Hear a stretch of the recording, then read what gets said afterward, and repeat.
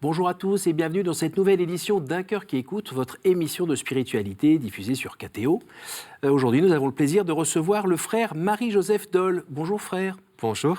Alors, comme on peut le voir à l'écran, vous êtes habillé comme un carme et quand on regarde donc vos pieds, on voit que vous êtes un carme déchaux. Exactement, déchaussé. Carme déchaussé, donc depuis... 1995. D'accord. Alors, on va parler un petit peu de votre vocation, évidemment, et puis on va aussi voir où votre vocation vous a mené, notamment en Afrique. Vous qui êtes plutôt originaire du sud de la France, du côté de Montpellier. Tout à fait. Donc c'est le sud, mais là vous avez pris le grand sud. Et puis on va voir aussi une rencontre que vous avez pu faire, une rencontre un peu indirecte, avec une figure, celle de Jean-Thierry Ebogo au Cameroun. Vous allez nous raconter un petit peu comment cela a changé ou amélioré ou enrichi votre vie de foi. Mais pour commencer, je vais vous demander de nous lire un texte que vous avez choisi.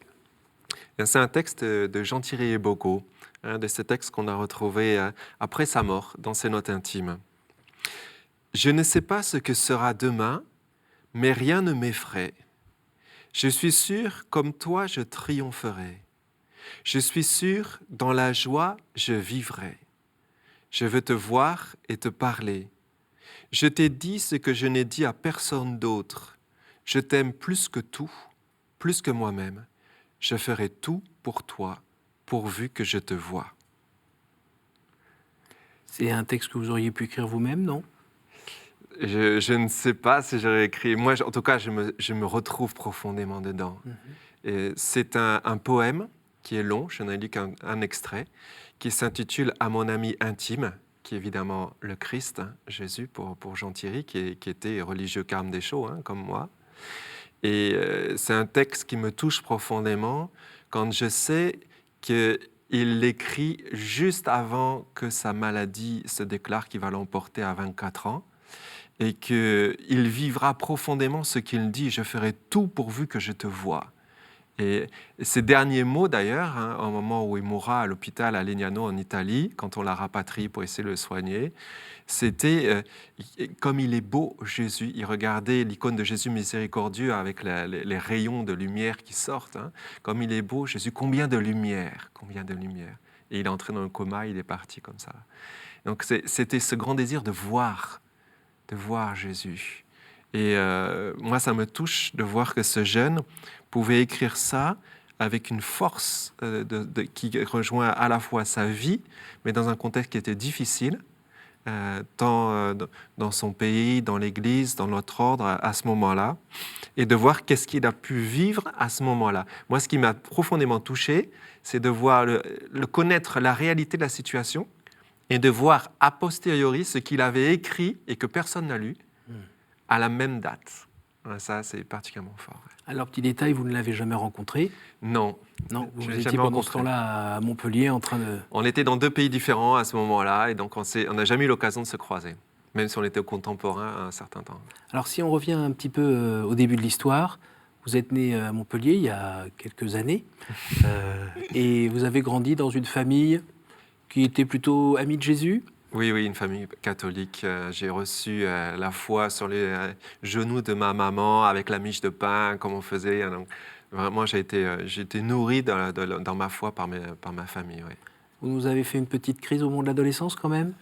Pas vraiment, non. C'est resté dans la continuité. J'ai ressenti le début de mon appel à l'âge de 9 ans, quand j'étais louveteau, avec une figure d'un prêtre plus ancien en me disant plus tard, j'aimerais être comme lui.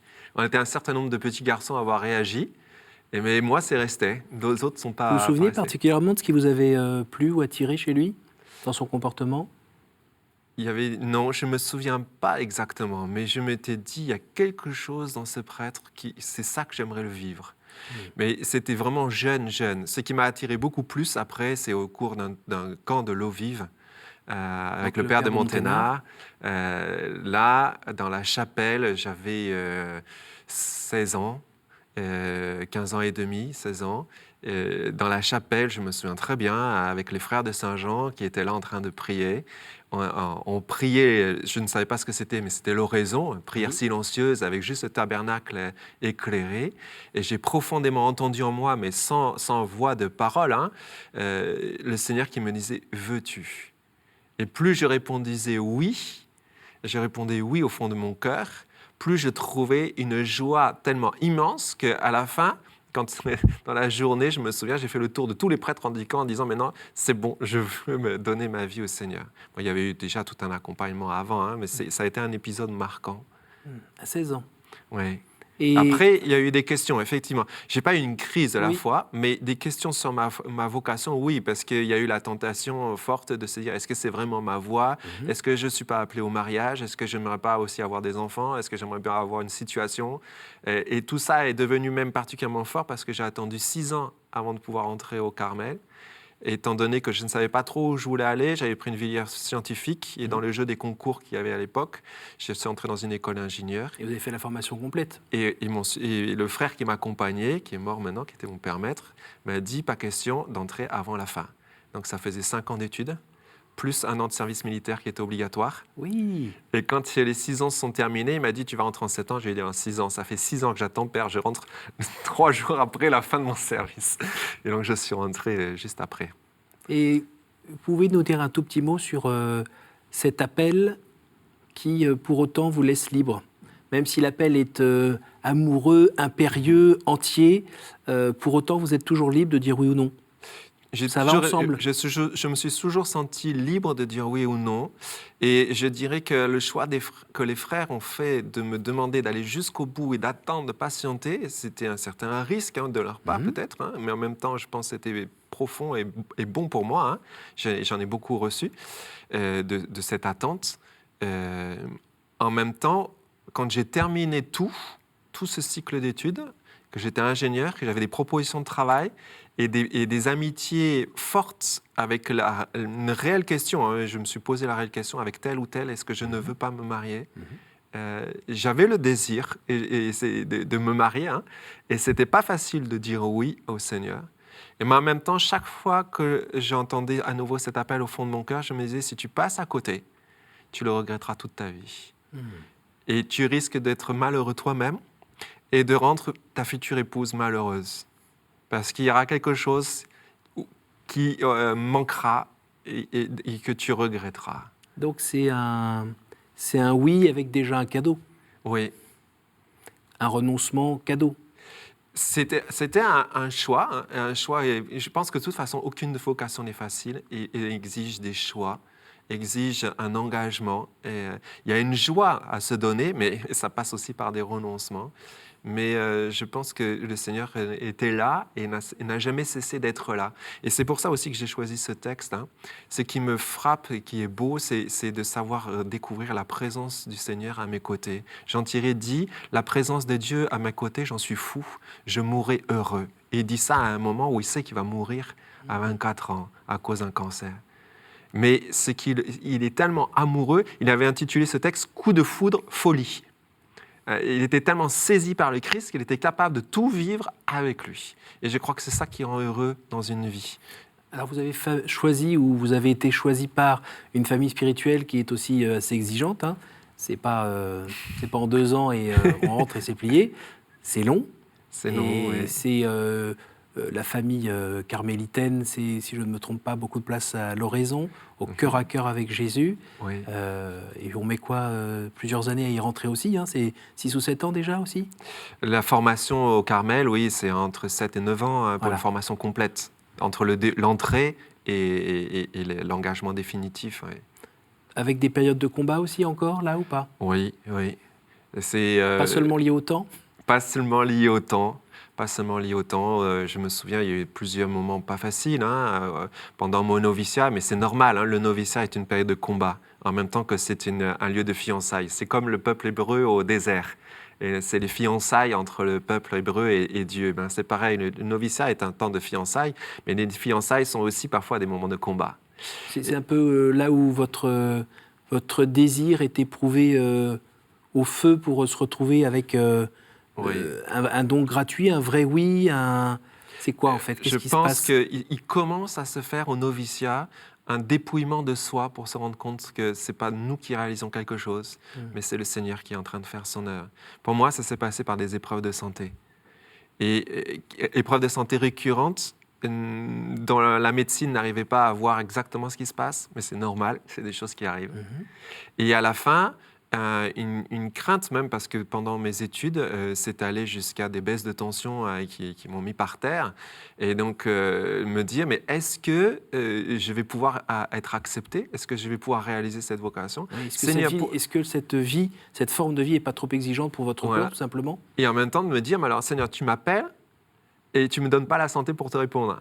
Qu'est-ce qui se passe? Je me souviens, quand j'étais au JMJ à Rome, c'était la grosse question que je me posais. Tu m'appelles, je veux répondre, et tu ne me donnes pas la santé pour répondre. Qu'est-ce que tu veux faire? Et ça oblige à un certain dépouillement. Ça oblige aussi, pendant les études, un véritable travail sur soi-même, apprendre à se découvrir. Toute vocation, quelque part, elle nous renvoie en miroir à nous-mêmes. Le mariage, c'est la même chose. Oui. On voit assez rapidement ses limites. Et c'est apprendre à faire un chemin sur soi. Et donc, cette longue durée, c'est faire aussi un travail sur soi. Et moi, ça m'est arrivé aussi pendant mes études de philosophie, de théologie. Alors après, dans votre parcours, si on peut dire, je ne sais pas si c'était pour des raisons de santé, mais on vous a orienté plutôt vers le plein sud? Alors non, pas du tout. Non. Et ça a été la grande, grande surprise pour moi. Je ne m'y attendais pas. Quand je suis entré chez les frères, il n'y avait pas de fondation en Afrique. Et donc, c'est venu après. J'ai commencé à faire des voyages. Je n'avais jamais posé un pied en Afrique.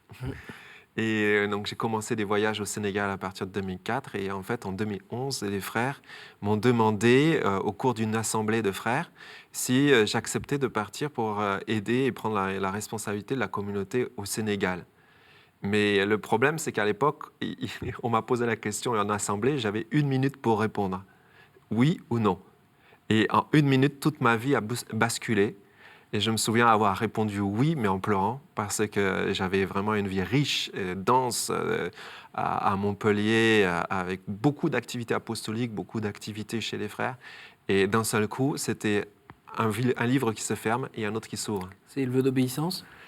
Oui, oui. Et en même temps, je pense l'amour de l'ordre, accepter de rendre service là où le Seigneur appelle. Et je pense que aussi le Seigneur utilise ça.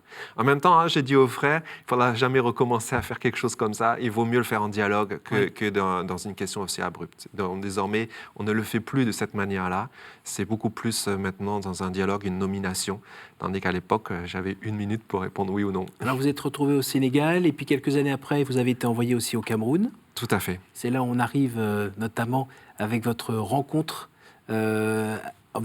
indirecte avec Jean-Thierry Ebogo. Juste avant qu'on en parle, je vous propose de regarder quelques images qui sont le fruit d'un travail documentaire que vous avez mené avec un film où vous êtes allé rencontrer les gens, justement, qui ont raconté comment ils avaient été touchés par cette personne qui a vécu en chrétien. Vous allez nous en dire un peu plus juste après ces images. C'est un garçon qui nous a portés en spiritualité. Quand on causait avec Jean-Thierry, c'était une nourriture pour moi aussi, quoi. À mon avis, c'était un modèle. En réalité, il nous a montré un chemin qui est le bon. Qui est le bon. Et depuis que j'emprunte cette voie-là, je ne me suis pas perdu. Donc ça, je le lui dois. Mais voilà un jeune qui peut montrer que la joie existe au sein de l'épreuve la plus lancinante, la plus tenante et la plus douloureuse. Le Seigneur a voulu nous envoyer un message à travers son existence parmi nous. Parce que lui, étant petit comme il était, il a servi plutôt de modèle, de foi pour nous autres. Il y a des fois quand les enfants prient avec moi, je sens la grosse voix, comme si c'était la grosse voix de Thierry. Et je sursaute. Je sais que peut-être c'est parce que je pense à lui que j'entends cette voix. L'essentiel était là. La relation avec l'ami de ma vie n'était pas touchée. Il faut souffrir, se lamenter en gardant à l'idée que c'est Jésus lui-même qui souffre ainsi avec nous. On se demande ce qu'on va dire, ce qu'on va faire. Je me suis posé toutes ces questions, mais je n'ai pas cherché de réponse, car j'avais la réponse. Tout ce que Dieu fait pour moi n'est que bien.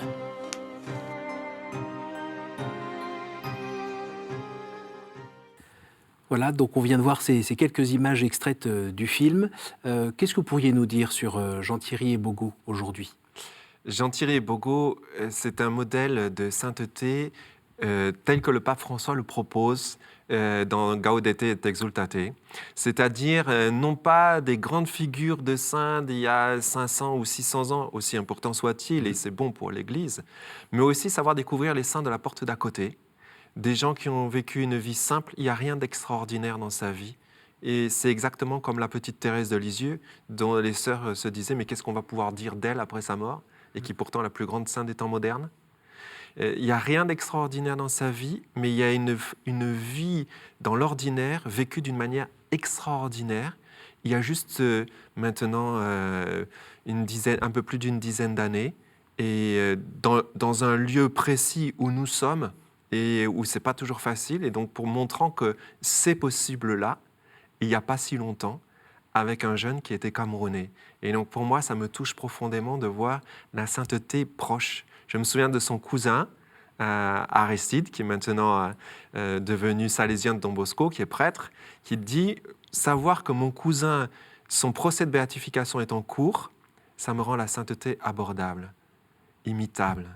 Parce que je le connais, il avait ses défauts. Il y a eu des moments pas faciles parfois avec lui, et en même temps des moments extraordinaires. Et donc je me rends compte que c'est possible. C'est quelque chose que j'ai vu, que j'ai vécu avec lui. Alors ça, c'est ça qui me touche sur Jean Thierry. Et votre responsabilité dans ce dossier? C'était un peu de travailler à la partie historique. Donc j'ai travaillé à passer dans tous les lieux où il a vécu, retrouver les maisons, les lieux. On comprend une vie quand on est sur les lieux. Rencontrer les personnes qui l'ont vu, avec qui il a vécu, les interroger, recueillir des témoignages supplémentaires pour avoir un peu plus d'informations sur son histoire, essayer de reconstituer son histoire, et puis de travailler à ce documentaire vidéo. On a fait aussi un documentaire audio, et voilà, et d'éditer un peu plus aussi ces textes. Ce qui m'a profondément touché aussi chez Jean Thierry, c'est ce qu'il a écrit. Des notes intimes, jamais destinées à être publiées, qu'on a retrouvées dans un carton après sa mort. Et la plupart sont datées ou sont datables. Et donc on peut mettre en rapport les événements de sa vie et comment lui, il le vivait dans ses notes intimes, ce que personne ne savait. Et là, quand on met en parallèle, il y a une lumière qui jaillit, qui est proprement la présence de Dieu pour moi. Et donc ça me touche beaucoup, parce qu'au départ, je me disais, ce jeune, on est en train de vouloir le proposer, on le projette, mais est-ce qu'il y a quelque chose ? Oui. Mais quand j'ai lu ce qu'il a écrit et que j'ai entendu ce que les témoins ont raconté, là, j'ai pu toucher la présence de Dieu. Le pape François dit, j'ai une certitude théologique, Dieu est présent dans chaque vie humaine. Mais là, j'ai pu toucher quelque chose de cette présence. Et puis après, même, dans cette expérience en passant pour enquêter, j'ai pu toucher la présence de Jean Thierry qui me guidait. Parce que bien souvent, j'étais seul. J'étais dans un pays étranger, les frères ne pouvaient pas m'accompagner, les témoins ne pouvaient pas m'accompagner. Quand il a fallu que je retrouve la maison de Natal, je n'avais que des vagues descriptions. Et j'ai rencontré à chaque fois les bonnes personnes au bon endroit, providentiellement, comme des signes. Une personne qui connaissait la famille qui vivait en face et qui m'a dit la maison a été détruite, c'était là, nous étions en face, et moi, j'étais un gamin de l'époque qui jouait avec lui dans la rue. Quand je suis allé dans le Nord, à Guidère, où son père était dans l'administration pénitentiaire, et je savais qu'il vivait dans le village de l'administration pénitentiaire, mais c'est grand, et je ne savais pas quelle maison. Quand j'arrive à la prison, un des chefs me dit « Il y a une personne qui a pris sa retraite, mais je pense qu'il est contemporain du père de Jean Thierry. Il pourrait le connaître. » C'est reparti. On est allé le voir. Il m'a dit « Je quitte le Nord dans 1 mois. » Si vous étiez revenu 1 mois plus tard, vous ne m'auriez jamais vu.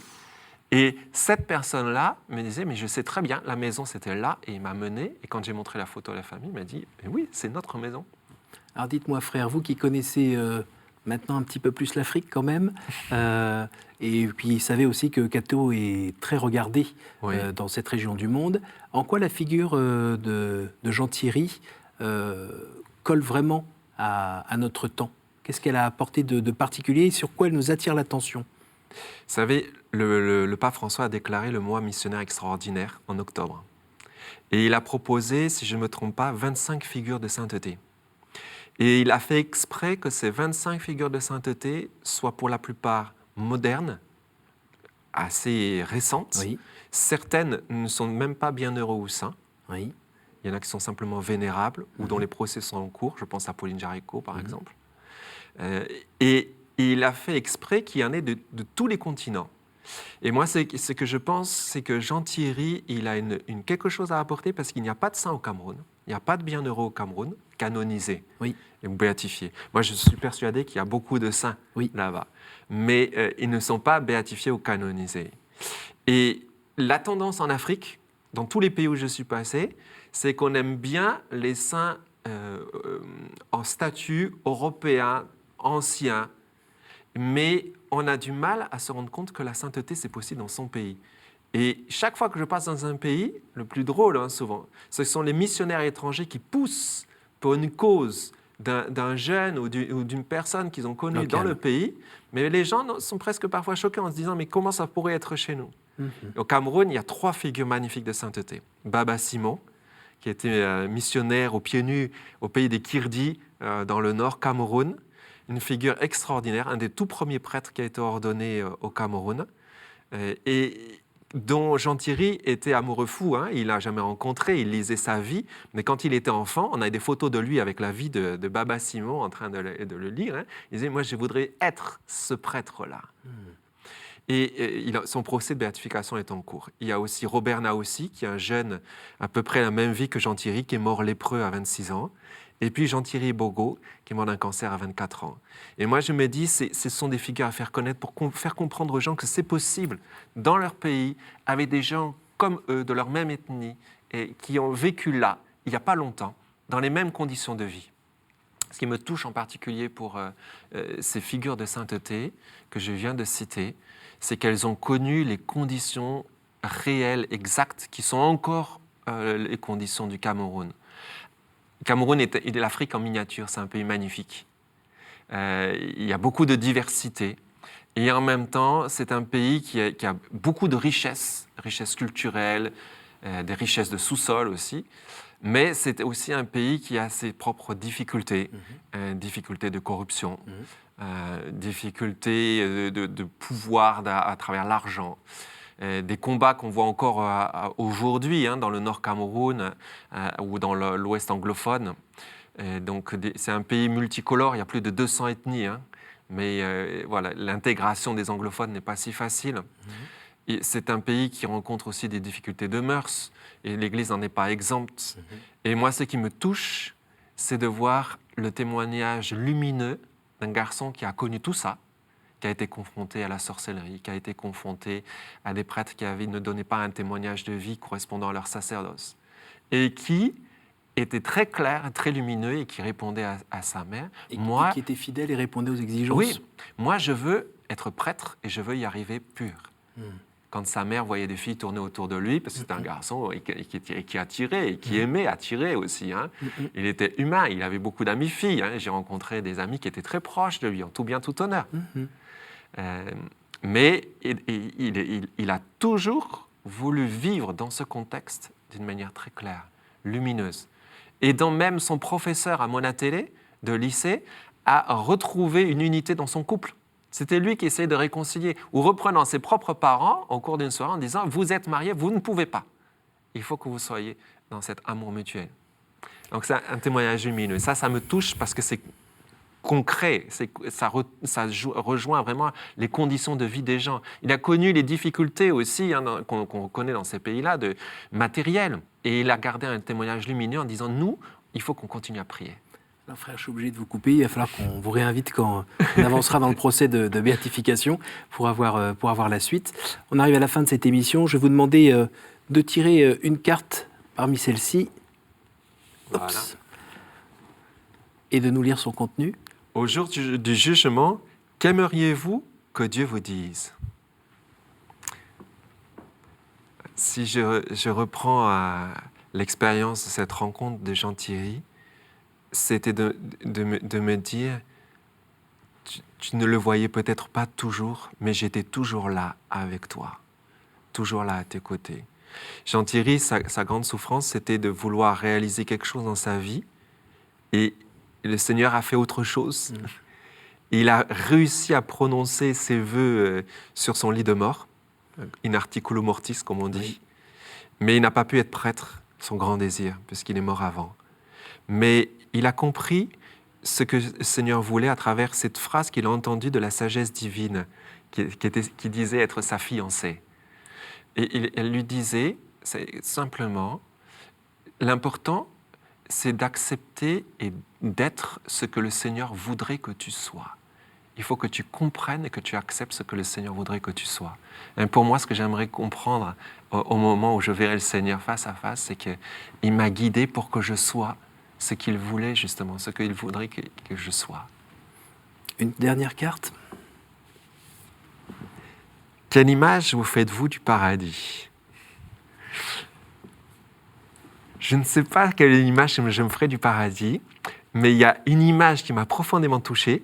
Un autre couple qui est en voie de béatification, Cyprien et Daphrose Rwanga, vous les connaissez peut-être, de l'Emmanuel au Rwanda. Et Cyprien disait « J'aimerais entrer au paradis en dansant ». C'était un grand danseur, un musicien. Et je vois le paradis avec lui comme une grande fête dans la joie et la danse. Merci beaucoup, frère. Merci pour ce partage. Merci pour cette joie et cette foi qui vous habite. Et merci de l'avoir partagé, ainsi que quelques éléments de la vie de Jean-Thierry Ebogo. On va voir la suite. Merci à vous tous pour votre fidélité. Évidemment, si vous voulez revoir cette émission et la partager, il y a notre site www.ktotv.com. À la semaine prochaine.